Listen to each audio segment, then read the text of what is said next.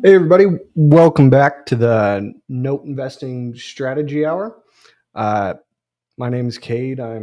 I work in investor relations for Central Lending. Today we're gonna go over a few topics that investors have when analyzing risks and rewards with our note investments, and some important things to kind of keep in mind. And then, of course, the main point of this webinar is we will go through some deals together, calculate your payments, and then see what your return would be on that investment if you were to fund a note with us. So before we get into the risks and rewards, we got to start with the foundation here. So uh, let's kick things off and start with how a promissory note actually works. What does it mean when you fund a promissory note? Because here's the thing, if you don't understand the process from beginning to end, you're basically just handing over money and hoping it comes back. And hope is not a really great investment strategy. So let's go through the cycle of the note really quick, just as a quick refresher. So, step one, our borrower is going to submit a deal.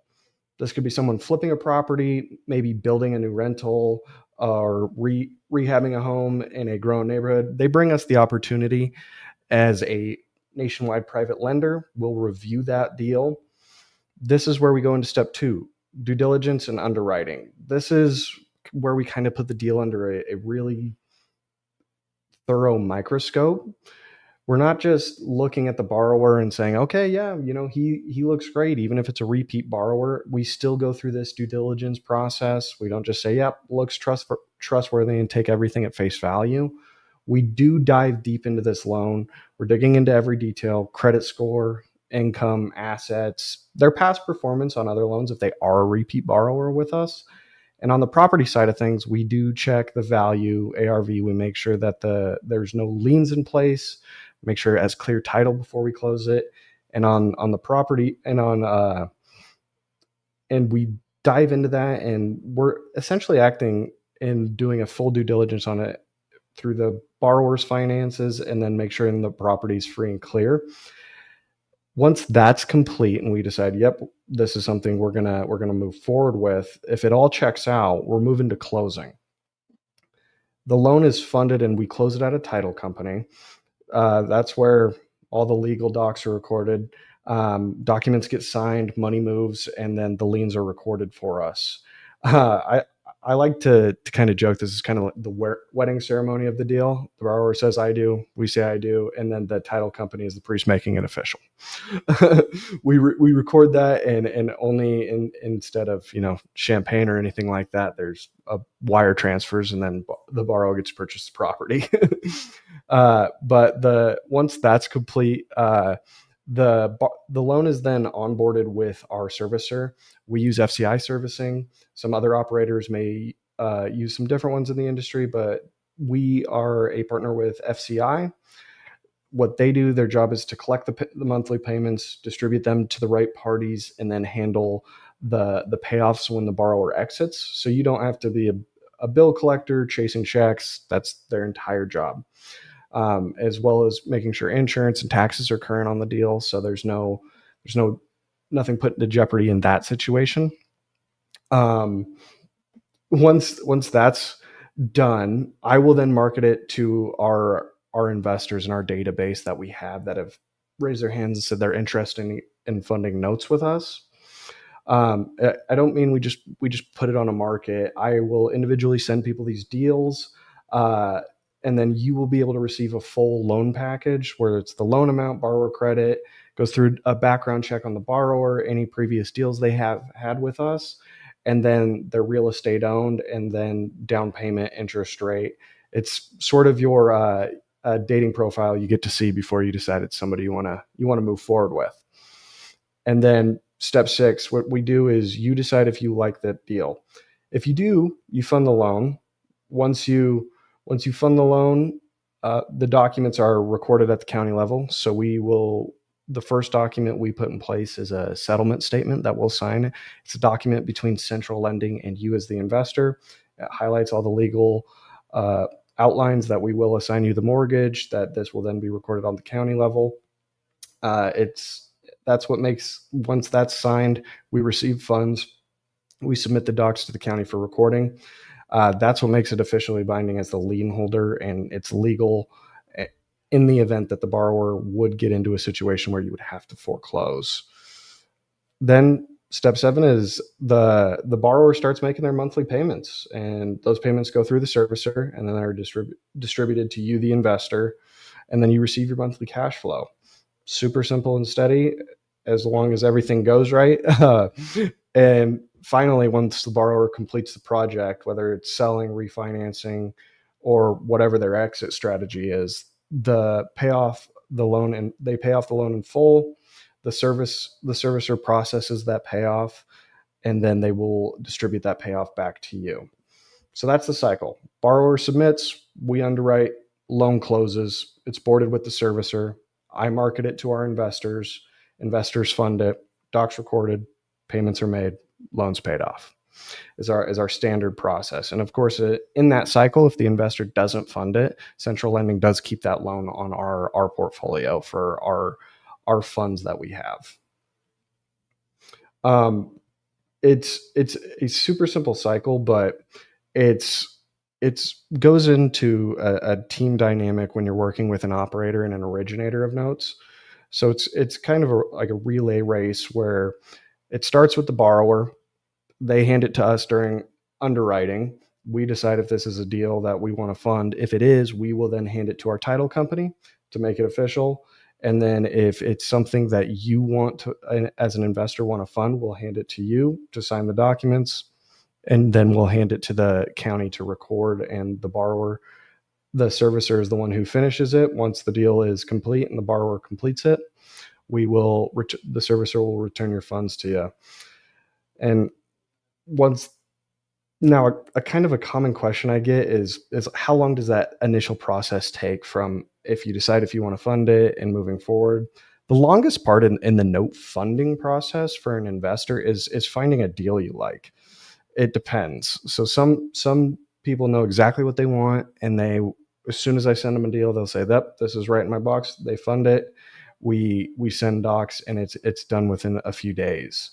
Now, if you're just getting into the note investing space, this is where it gets a little bit more difficult, because we got to figure out what your lending criteria is, and that can take a longer process. But that's my whole job here is I work with you guys and figure out what it is that makes you comfortable with the investment.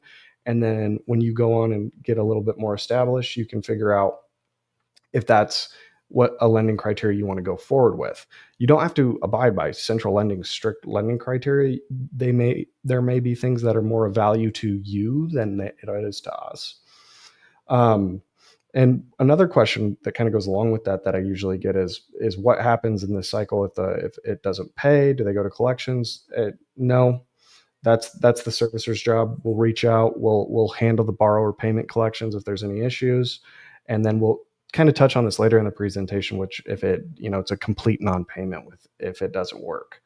But the key takeaway there is once you see the process play out a couple of times, it kind of becomes simple and second nature. Borrower in, due diligence, title closing, funding, and then investor to you, record the documents, pay off, rinse and repeat. Okay, we're going to move on here when I take a quick drink of water. So obviously with all of investments, like the most commonly asked question is what are the risks? What are risks associated with this investment? What should I be aware of? So all investments that we have, I just realized I wasn't sharing this, but all investments that we have, they carry risk. Notes are no exception. Knowing the risks up front, it makes you a smarter investor once you have that grasp of the process and what it looks like. But the risks, the reality is it all carries risks. Notes are no exception. And if anyone ever tells you they have an investment with zero risk, that's your sign to run the opposite direction. They're either lying or they're about to pitch you some magic beans. So let's go through what these risks actually look like. Of course, the number one risk for our note investors is foreclosure. It's a big kind of ugly word that nobody likes. Foreclosure happens when a borrower doesn't make their payments, and we have to step in as the lender and take legal action against the property. Um, Now, here is ipso kind of good news. Unlike investing in stocks or crypto or whatever it may be, when your money can disappear, here you've got some real collateral, and that's the property. You have real property that's associated with this investment. That means if the borrower fails, something tangible is securing your investment, just as most typical real estate investments. So if the borrower fails, there's something tangible securing it, but foreclosure is still messy. It can take time. It costs money, and nobody's throwing a big party and celebration when that happens. Um, we, as a lender, we will never turn our backs on an investor that funds a note with us and does go through foreclosure. We will assist in every way possible and connect you with attorneys and see what we can do in working with the borrower to either first and foremost, make the loan current, or taking back the asset eventually, what that looks like for you and the legal ramifications of that. Now, with foreclosure, obviously that's the most blatant risk that everybody gets nervous with funding these notes is what if you have to take it back? But there's a lot of things that tie into that. So there's borrower related risks. So what is the borrower and how he can contribute to the risk factor, as he's the main contributor to it. As I go through this, there's a few other risks that can be associated with it. But the borrower is the main contributing factor of the risk. So what can they do to put this investment in risk? So the first one is default and no payment. People are unpredictable. Maybe the borrower misses this payment. They underestimate how long the project would take, or they run out of cash halfway through a renovation. Maybe they underestimate the timeline and misread the market. And then borrower liquidity is a real factor. This is one thing we do in underwriting is ensure that the borrower will have enough cash to complete the project. Their ability to complete the renovations obviously matter, and their ability to execute the exit strategy, whether it's selling, refinancing, or renting out the property, is a huge part of whether the loan performs smoothly or it hits some bumps in the road when it comes down to the investment itself. So that can play into the market, and it can play into the geographical risk, whether the loan is in a judicial foreclosure state or a non-judicial foreclosure state, and what that means for you. And then as well as population. Is this a heavily populated area where the market's moving quickly? Or is it a more rural area where it's kind of slowing down? What does that look like? We provide reports on this where all of these factors are taken into consideration in our due diligence package, but it's still something as a note investor, if you're ever presented with opportunities, that you need to have an understanding with. Because if you think of it this way, even borrowers with the best credit score are still human. A guy with a 800 credit score can still get sick, mismanage a project, or hit a rough patch. So credit scores are track records, these sorts of things that you see on my note blasts. They're indicators. They're not guarantees. And it's the same with liquidity when you're going through the due diligence package. It's a big one for investors, and what that means. So this investment is illiquid. So once you decide to fund a note, you can't cash out on an investment when you need it. It's tied up until the loan pays off. You can't just log into an account and hit sell and then have your cash back. It's not how it works. So you need to know your personal liquidity needs before you commit to funding a note. If you know you're going to need that cash for some life event, I don't know, buying a boat or kids' tuition, whatever it may be, a 12-month note is probably not where you're going to want to park it. Limited exit options are a part of the game. You're tied up and associated with this borrower's performance. And honestly, that's why planning matters. And if you know going in where your money is going to be tied up, you don't stress, and you don't stress about it halfway through the loan. Another thing is cash flow can be disrupted, as we just mentioned. If the borrower misses their payment, it can disrupt the cash flow on that capital. Your capital is associated with a hard asset, but that can still disrupt it when it comes to the cash flow and the borrower's performance. So once you assess that, the borrowers, I can't buy your boat because I need that boat. I know, Andrew, me too. um, but once you assess kind of the borrower risk and then your personal liquidity needs, the next one you have to look into, and in my opinion, one of the most important, is the legal and structural related risk, is because this is where it gets a little bit technical, but kind of stick with me. So w- once you get into a note and you go through the due diligence package, you'll see our loan documents. And what that comes down to is it comes down to the enforceability of the documents. How strong is the contract written?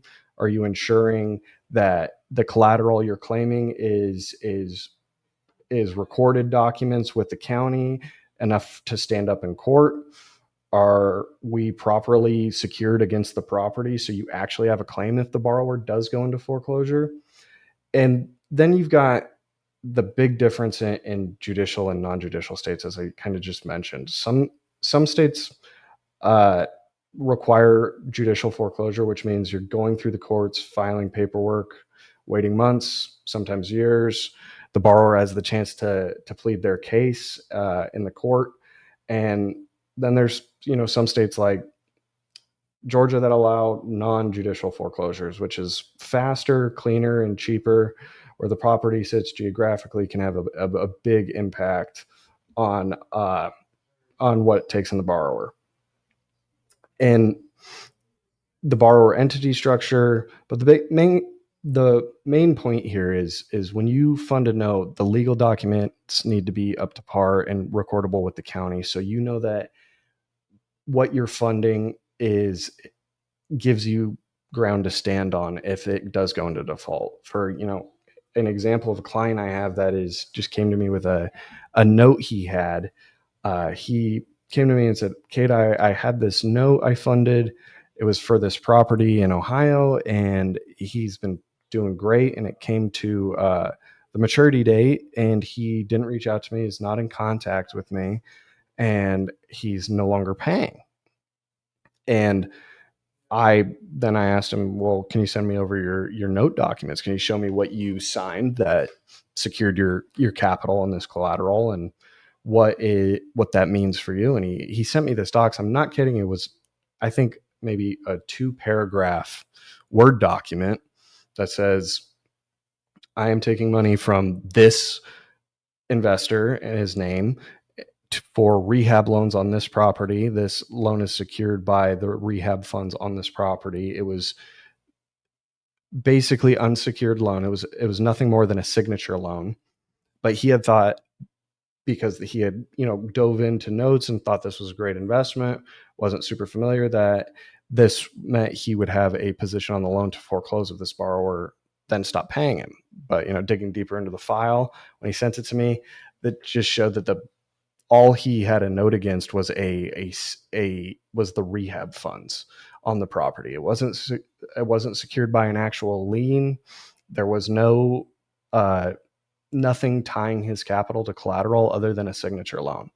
So once the borrower stopped paying, he has no rights to the property. He can, of course, cloud the title and try and move forward that way. But that's why understanding these uh understanding these loans, digging deeper into the file, I say, as it was a 1-page document. It wasn't too deep of a dig. It was a very quick conversation, and a sad one at that. It's unfortunate that he was taken advantage of, but it was not a dig deep into the file. But some people just they don't have the experience of going through the loan and seeing what that means for us as a investor, and what you're actually secured by what is securing your document. Yeah, I know. 2-page file. No kidding. It was silly, and it was definitely something I don't think the investor's ever going to make that mistake again. But it's a real world situation. That's an issue. I've had clients where notes they were pitched a note, and it was borrower the borrower that had pitched this investor the note was essentially front running these deals, which means he didn't have the actual property. Nothing was recorded. It was imaginary. And so once the borrower stopped paying, he then literally went into the to the county to try and foreclose, and they said this is not a loan you have. But with that, pairing with an operator can help, but you can't take an operator's word for it 100%. Having that knowledge of what to do in those situations and what to look for, what flags, when you're going through a loan file is super important. But as an operator, we originate this capital with the intent to keep it on our portfolio. Of course, we sell a high volume of loans, but we have the intentions of keeping it secured against our investors' funds. So we take due diligence very serious, and how we help mitigate this risk for investors is we mitigate it by our underwriting guidelines, right? So we have our loan to value guidelines and our due diligence process with that cycle we just went through, and we write those as an operator to keep them on our file. But that doesn't necessarily mean you can trust an operator. So when you are funding notes through through the operator, you're not just depending on a borrower. You're also depending on an operator. In this case, Central Lending. If the operator doesn't have solid experience and doesn't know how to structure these deals conservatively, or is not doing proper due diligence on the deal, that's an added layer of risk. And this is why it's super critical to look at a track record. What has the operator done?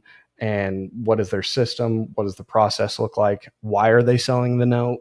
And is it because liquidity issues? Why are they selling it? And transparency in the documents. Can you look at the entire file? And if they don't have those, that's why choosing an operator to work with is super important, and somebody you can trust with transparency in the process, because a bad operator can turn even a decent deal with great loan to value into just a total disaster. Now, I don't want to say all this to kind of freak out and not get you to buy loans, but it's kind of the opposite. I say it because the smarter the investors are, the ones who go kind of in eyes wide open, they know what could go wrong because they have the experience and understand the files, and they're not surprised when challenges come up. Your capital is secured by real estate, but that doesn't mean it's 100% going to be smooth sailing. So if that is kind of what you want to take away from this webinar is risk. You'll never eliminate risk entirely. It's impossible. But it can be managed. Foreclosure risk can be managed. Borrower risk can be reduced through proper vetting, and then liquidity risk can be managed by a smart originator that'll do those due diligence process. And then your legal risk can also be managed with super strong documentation and compliance. And operator risk really comes down to you, and you do your due diligence on the operator you're choosing to go with. But like I said, you'll never eliminate risk entirely. It's impossible, but you can definitely stack the deck in your favor. And that's kind of what separates seasoned note investors from guys who are just getting into the game. The newer guys will see a higher return, and they dive into that head first. The seasoned investors will assess risk and then plan around that risks and invest with confidence that way. So, getting a little parched here. But so we just talked about it, going through risks. And if, like I said, I wasn't saying it to scare you, but if I ended the webinar right here, you'd probably never want to invest in a note, and then and not take that into consideration. But just to kind of wrap it up, if your due diligence matters, a conservative structure is super important, diversification, and then planning for you as an investor, your liquidity, operator and experience, and then understanding the documents. So because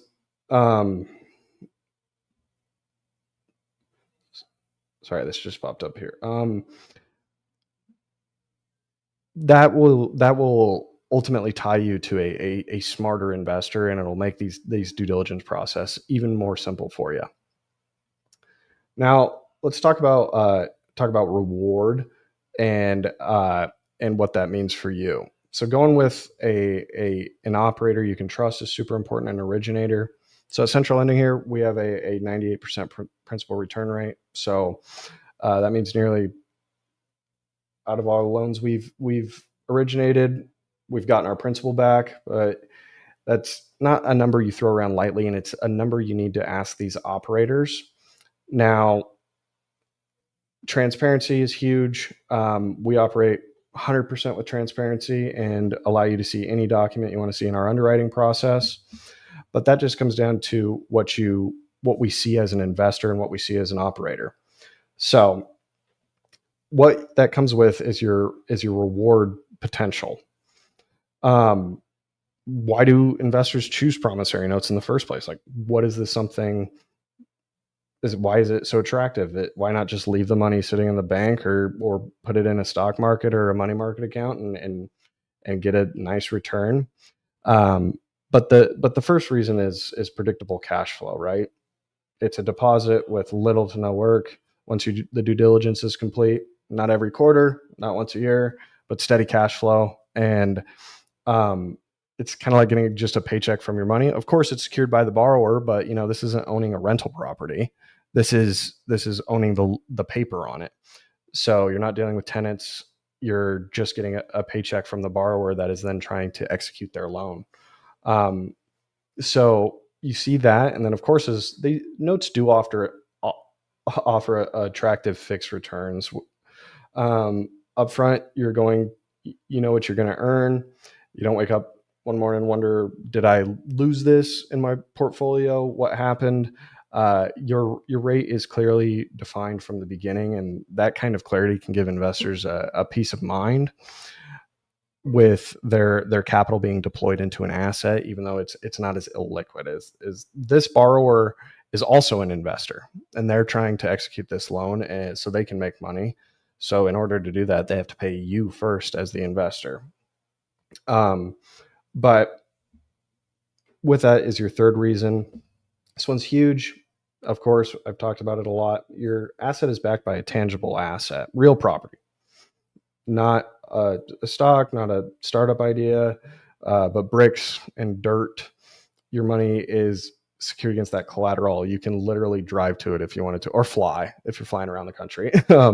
And you know what? Sometimes it's a little boring because it's there's no fluctuation sometimes, but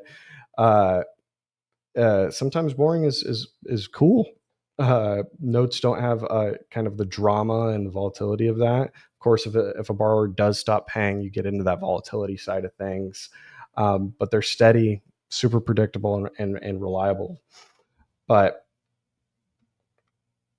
it kind of goes into where that fits into your portfolio. But the fun part about this: 650 credit, 11%, 700 credit, 10% same deal. What do you pick? 650 credit, 11%, or 700 credit and 10% same deal. What do you pick? So there's a comment here from Andrew. It says 650 credit score, 11%, or 700 credit at 10% same deal. What do you pick? In my personal, if it's the same deal, same asset, I'm definitely going to go with the 650 credit score at 11%. It's a better rate for my money. If it's the same asset, of course, because it's just a better deal. In my opinion, credit can just mean it's an experienced investor that knows how to use leverage.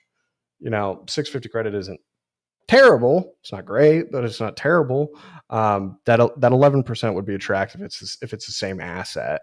And diving into what that means for us at Central Lending, is maybe the borrower is just over leveraged. So I would personally I'd pick the 650 credit at 11% if it's the same asset and same value. Now, if it's totally different assets, that's a loaded question. But yeah, that's why a lot of investors can use private money to their advantage. That credit can be leveraged, and you can have a guy with a 650 credit, but he could have 60 rental properties. The guy with 700 credit maybe just uses his credit card for gas, and he has never done a deal before. So leveraging it to the borrower, leveraging their credit to their advantage is awesome. But yeah, I would definitely pick the 11% if it's the same asset. But on that, we can dive into some deals. The fun part of this webinar presentation podcast thing that I do. So I did this a little bit different. So we won't dive through the file. The whole file, we'll go through the highlights of it, and then we can go into some reports if we have time.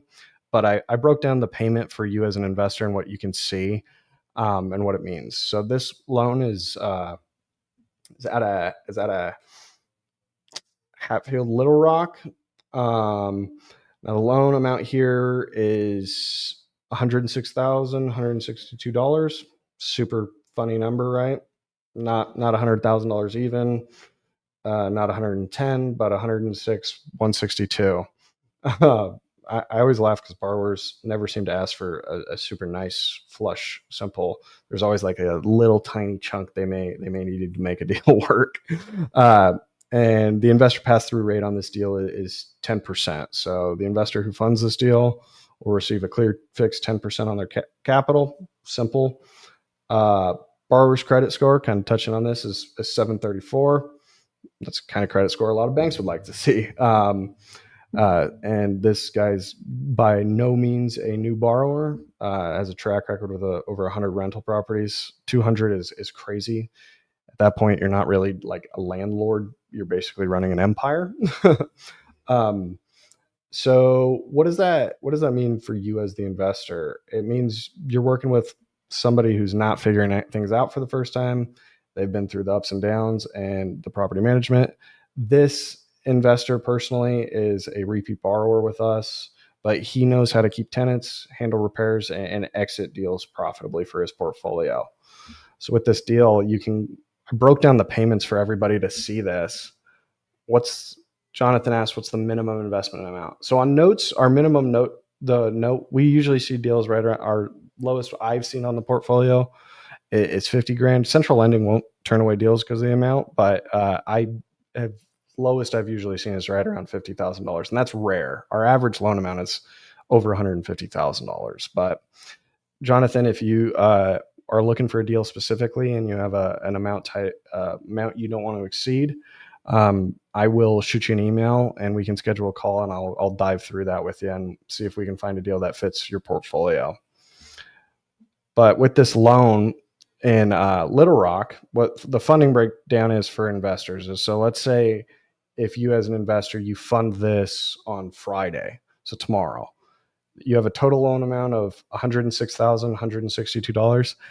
Guys need to remind me for the next webinar, I pick loan numbers that are a little bit more even and not as difficult to say. But this loan does come with a pass-through rate of 10%, as mentioned. And then what we do in this loan is if the loan is funded in the middle of the month, we will credit the investor the odd days interest that they own the loan. So we would actually take off $324.38.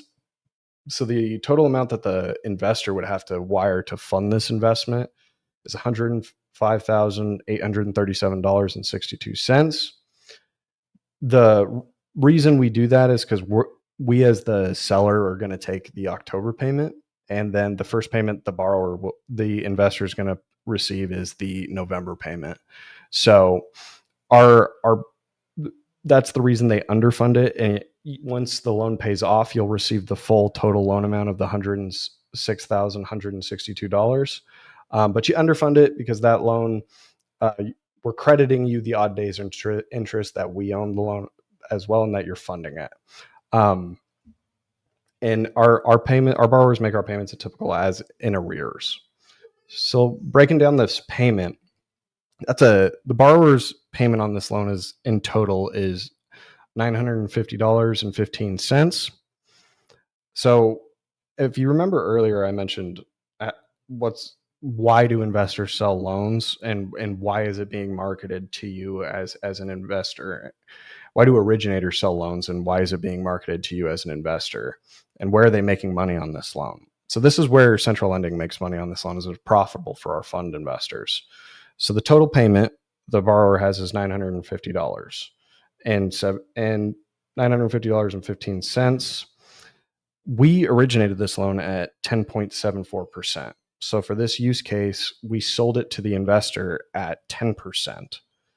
So that means that extra 0.74% is owed to us in interest. Now, this doesn't affect your lien. All this does is it gives us partial on the interest. So, for example, if you were to go into foreclosure on a deal, or you were to get tied up in that way, this does not affect that. This is just simple interest. So central lending makes money by originating this $106,000 loan. We get paid the origination points up front. And then once we sell a loan to an investor like you, we will then recapture that capital, and we're still getting paid that $65.47 a month on these loans. And you as an investor, you get a payment due to you of $884.68. We do have fees with that, so you do have to pay a setup fee. It's not through us directly, it's through our servicer FCI, which for the first month is a $65 setup fee. Basically just sets up that loan with the servicer. And then you have a monthly servicing fee of $20. That the $20 covers everything, covers payment collection, making sure the borrower stays current. It's all unwrapped into that $20 fee. So the first payment you would receive on this loan, for example, in November, would be $799.68. But your regular payment would be after that first month. You would receive $864.68 would be the reoccurring payment that you would receive until the borrower performed their exit strategy and was able to exit this loan. Let's go into the next deal here. We have a deal out of Memphis, Tennessee. Gotta love Tennessee. Borrower's loan amount, $89,725. Again, not a round number. Always makes me laugh. But hey, numbers are numbers. Investor pass-through rate, 10%, just like the previous deal. Borrower's credit is 740. A little bit better than our first borrower. And while they don't have 200 properties under their belt, they do have 6 previous deals, and they are a repeat borrower with us, just as the previous deal. So we can look at the track record with this, and you as the investor, if you wanted to review this due diligence package, you could see their payment history on the previous loan. But that is it's a repeat borrower, and in lending, repeat borrowers are gold. Why? Is someone who borrows from us at Central Lending, multiple times, and they've paid back every time, you start kind of building a relationship of trust with that, patterns, how they operate, and most importantly, that they want to exit these deals. They want to get their capital moving again. They want to make profit on them. And it's the same position we take as a lender when we have repeat borrowers coming. If they're successful repeat borrowers, they're great to have, because we know what this person's about. We know that they're going to exit and be successful. I have investors that I send out note blasts, and they want to just see who's the entity on this, because they memorize borrower entities that they like, and they fund a lot of deals. So once that borrower has another deal come through and I send it to them, they check the entity. If it's them, they're good to go. But every deal is different, of course. Now on this loan, the funding breakdown kind of for you is your same thing. You fund it on Friday. It's $89,725. You're going to receive 10% on that capital. Your odd days interest would take away, $274. So the total funding amount you as an investor would have to use is $89,450.85. Lord, that's a mouthful. We would receive the October payment. Of course, that's why you're getting that odd days interest. And then the first payment our investors would receive is in November. So your payment breakdown on this loan, you got a total payment of $803.04, I guess, after fees. Again, this is where central lending kind of gets paid here. So on this loan, we're going to make $55.33 from the rate we closed the loan at, and then the rate we sold it to an investor. And I believe this one is 10.74 was what it was written at. We're going to sell it to you at 10. And so the total payment due to you as an investor is $747.71. Your setup fee will hit at $65, and then your monthly servicing fee is $20. So the first payment you would receive on this 89 grand investment is $662.71. And after that, your reoccurring payment is $727. So it's a little smaller than the first deal, but here's why some of these, kind of smaller deals are a little bit more attractive to investors. Kind of allows an investor to diversify over multiple deals instead of putting all their eggs in one basket, and kind of opening our note investors up to exposure on one single borrower with just a large deal. Because if you're working with a fixed amount of capital, if it's a great deal, of course, go for it. But it's always good to kind of spread it over a few deals if you have the ability to do so. So big takeaway on this loan is kind of, strong credit, repeat borrower, and you get a nice monthly cash flow on that $89,000 investment of $727.71. I feel like one day once I kind of get the hang of it, I'll put a board behind me, and I'll kind of Vanna White this, where I can express that to the investors and show them what kind of deals they're getting into and show them what that means for them. And then deal number 3, this one's out of Riverdale, Georgia. This is a larger loan, so we have $160,007. Again, with an odd number amount. That $7 probably came in handy. This investor pass-through rate is a little bit higher than the other deals. It's that 0.49%. Reason why is borrower's credit is a little bit lower than our previous borrowers. He's at a 652. Still decent, but not as strong. And it kind of touches to the last question. Credit score will impact that rate, but it necessarily doesn't impact the deal. This guy still had 6 previous deals, but when the credit is lower, the return for the borrower goes up, because the risk reward balance we talked about earlier, we as a lender are going to be compensated on taking an advantage of a slightly riskier borrower with lower credit. So we're going to get a slightly higher return. Now, the important part is that even though this guy does have a 650 credit, it doesn't mean that he's new to it. He's got 6 previous deals. That tells us we had experience managing project, even if their credit isn't as high. But he is a repeat borrower as well, so we can look at the history of him and see his payment and track record. And he's good enough to get one loan for us, and he came back for another one. So that is kind of the strengths of this. But on this loan, the breakdown for that is similar as well. I know it kind of gets repetitive, but it's good to see. Funded on Friday, you get a 10% rate. Your odd days interest, obviously it's a higher loan amount, so the odd days interest is more because interest accrues daily. Is $512.87.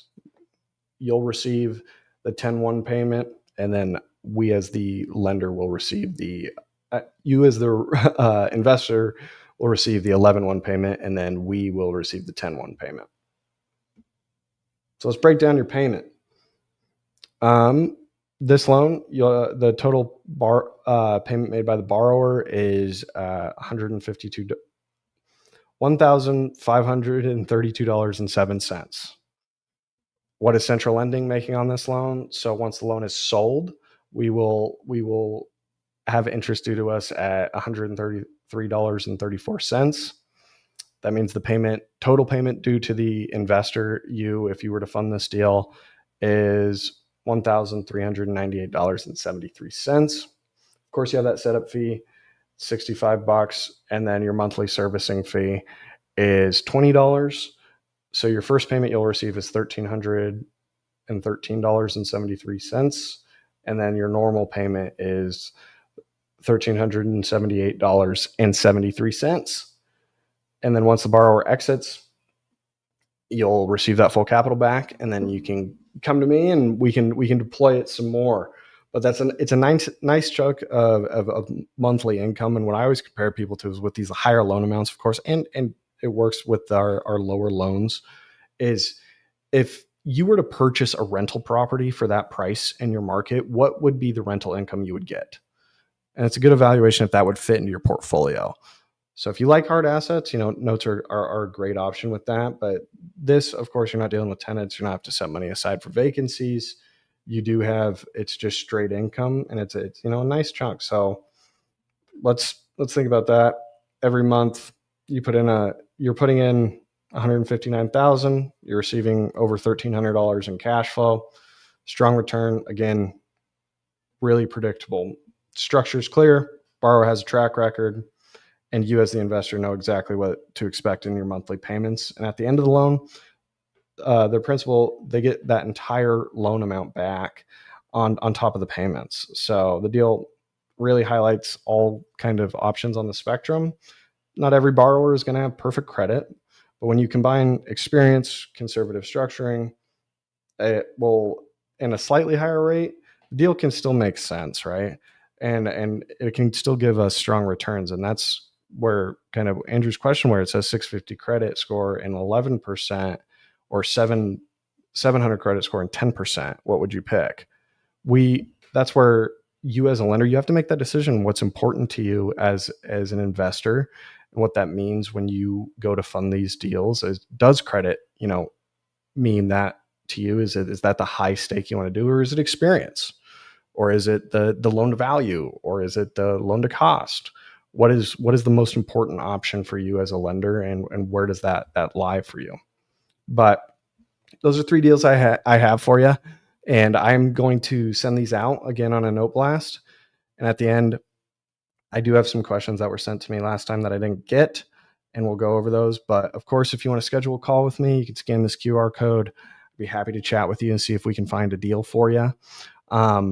And then I will put up, if you just want to join our note blast, you don't want to talk to me, that's fine. But if you just want to join our note blast, that QR code will go off at the bottom. I will send that again. It'll be the last slide here. But if you want to schedule a call with me, you can scan this code, and then I will be happy to help you any way I can.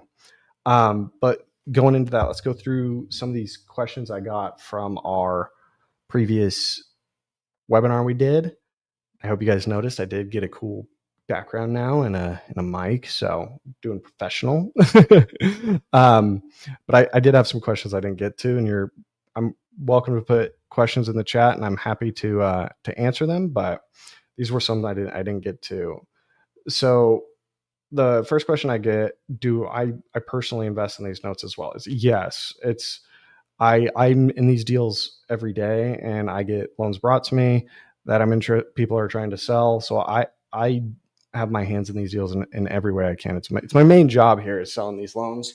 And so I get familiar with them, and yes, I do. And then the next question is from George. And how much say do I have in picking the loans I want to invest in?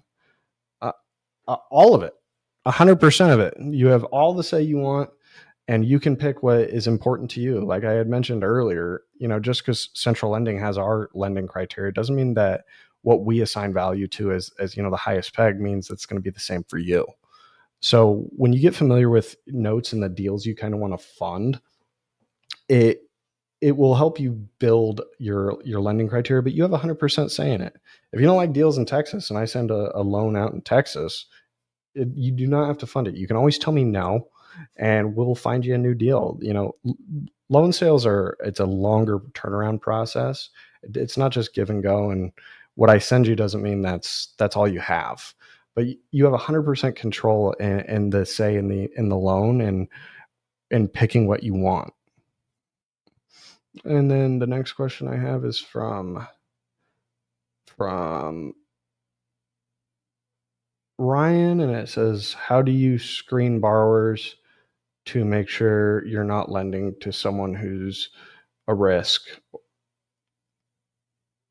It's kind of a risk, everybody associates risk with a different value, but we will go through in our due diligence process before the loan is closed, and then we assess that with a full background check. We pull their credit, and then we will do a liquidity check, and to make sure that the borrower has the minimum required reserves they have to be able to complete the loan, and if they're going to be able to actually complete the project. So in the due diligence in the due diligence package we give, it will show you the actual feasibility of the borrower completing the project. What's the borrower's ROI? So we calculate that in our underwriting process, and our partner Richer Values will go to the house, and they'll actually, using their formulas, go through and compare the borrower's budget to the days on market. They pull a lot of comps. It's not a true appraisal. I can't say that. It's not legally an appraisal because it's not done by the county, but they pull a ton of data, and they compare the borrower budget to what they're seeing in the market, how long they think the project is going to take, and then they'll calculate the borrower's actual ROI. And we will approach them and say, okay, if this deal is profitable, great. But as a lender, and if somebody comes to us with a deal that's not profitable, for the borrower's sake, we're going to talk to them and say, hey, you're not profitable on this loan. Why are you doing it? And if there's an explanation, we still probably aren't going to fund it because nobody wants to loan to a guy that's not going to be profitable. But it's a good conversation to have with our borrowers. So thank you for the question, Ryan. Then I have one from Mel. Do returns vary on the type of project, like flips versus rentals? Assuming this is, if the exit strategy is, like, for example, refinance, do those returns vary? And yes, the returns will vary on every loan. Every loan is different.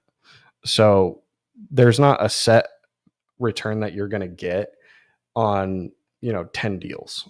Every deal is going to have a different return. They're all going to have different reasons for that, whether it be the borrower or the asset itself, or their history with us, if they're a repeat borrower, the loan to value. It'll all contribute to those factors and what that means for us as a lender and the rate we write it at. And another one here we have from Aaron. If I want to exit early, are there any options to get my money back before the loan matures? No, you cannot. The loan is tied to the loan amount. I mean, the loan is tied to the terms that we wrote the loan at. So Central Lending has a maximum of 24 months that we will write a loan. Majority of our portfolio is 12 months. So the capital is tied to that investment for 12 months because you're the lender on it. And you are taking the lien on that position. It's not something you can just cash out on. But that being said, it doesn't guarantee that you're going to get a full 12 months from this borrower, because we don't charge a pre-payoff penalty. So these borrowers, if they can close a loan and they can refinance it in 30 days if they wanted to. If they just want to get the property under contract and then go to traditional financing, they can do that. It's totally up to the borrower's discretion, but we don't charge a pre-payoff penalty. Why? Because our main focus as a lender and a person operator who originates these loans out of funds is capital preservation. So we would never penalize a borrower for paying the loan off early. But short answer to your question is no, you cannot just cash out on the investment whenever you want. But it also doesn't mean that it's 100% guaranteed to be locked up for 12 months. At minimum, yes, it is. But the borrower can pay off any time. And then the next one is from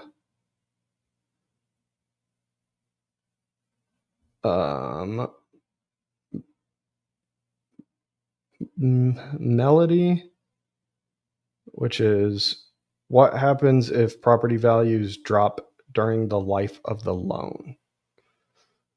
It's a great question, and that's something we do, and why value is kind of, loan to value is a good metric and a good kind of a target to look at. Obviously, the lower the loan to value, the better, and it kind of protects against the market. But this can happen. It's why it's also important to look at loan to cost, because that'll highlight how much skin the borrower actually has in the game. But as far as your investment goes, if the borrower plans properly and we did our due diligence correct, they can usually outturn some market downturns. And if the values drop, then they're still able to sell, but they have enough profit margin. They just may not take a higher. They might not get as much profit as they were thinking, but they still have to exit that loan. Whether that's, if their exit strategy to begin with was selling it, or if it's refinancing, they still have to exit. So if it's refinancing and the borrower runs into some issues at the end of the loan and he can't exit on time, he will file an extension with us. So he will submit the extension to us. We will reach out to you if you're a note investor of ours, and we'll say, hey, this borrower is, looking for an extension. Here's the reasoning. And then if those are approved, you're going to get 1% of the loan amount is usually what we get. So you get 1 point on it. So you get a little extra interest. Typically those extensions are 90 days. Gives the borrower enough time to kind of focus and see what they can do to exit that loan. Doesn't mean we're going to extend them another 12 months. Great question. And the last one I think we have time here for. Grab that just a second. Pull this up. It's the last one from last week. If something happens to you, what happens to my investment? If something happens to me, I hope nothing happens to me, but if something happens to me, you can always go to, other members of our team. But I'm assuming this is, if something happens to central lending, if something does happen to central lending, if, we disappear, it does not affect your investment. So your documents are secured by a lien that's recorded with the county. So the borrower would still make their payments, and it would be dispersed through our servicer, and they would take care of that for you. But that's a good question. I certainly hope that doesn't happen, but no, that doesn't affect it. It's what you're funding when you fund a note is you are taking over our agreement with this borrower when we closed and funded this loan. You're just replacing us as the lien holder on the property.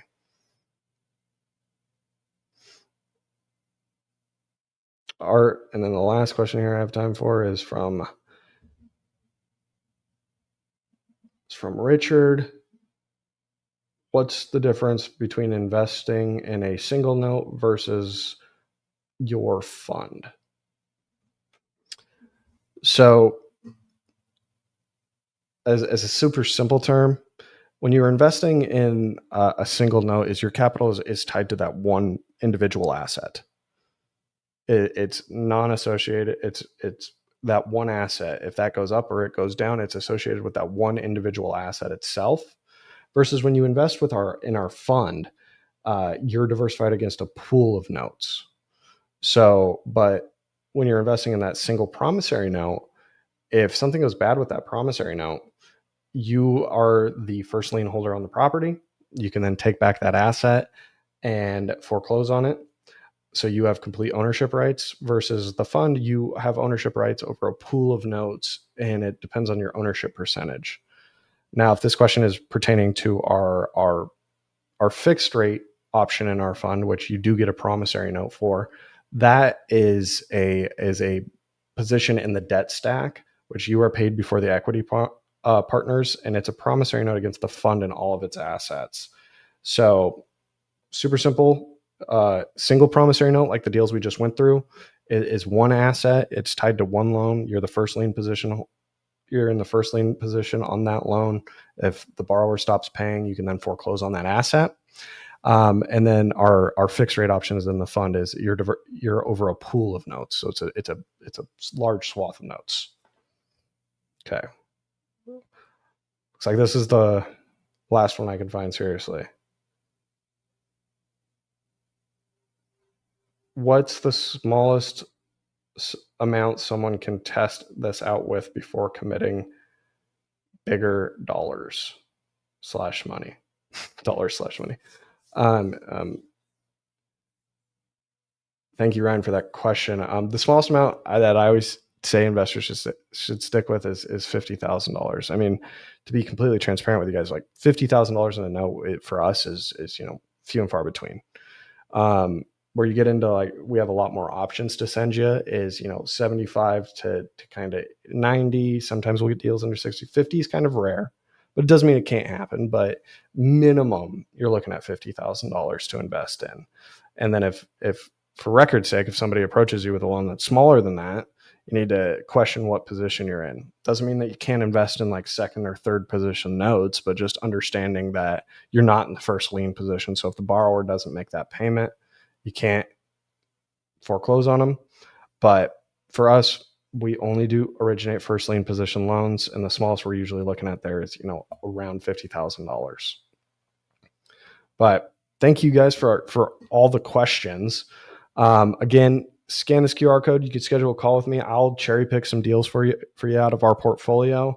We'll find what matters to you and see if that's what you want to stick with, and then I'll source them directly for you. If that would help, we'll go through due diligence package together and kind of show you what the makeup of the document, what that looks like. And then if you do want to join our note blast, you can scan. Oops, where did I go? You can scan this QR code here. I'm no longer on the screen, but I'm still here. You can scan this QR code here, and then I will add you to our note blast, and I'll send that out. I send it out around 2 to 3 times a week, and we'll get you on that list, and you can review any type of loan you would like and that I send out. It is first come, first serve, so it's a little bit more competitive. But if you just want to join that, you don't want to talk to me, that's the best way to do that. But again, I'm happy to go through and source a deal for you if you scan this QR code. So thank you guys for hanging out with me and kind of going through some deals. I will probably include a little bit more deals on the next one, and we'll just focus on the deals themselves.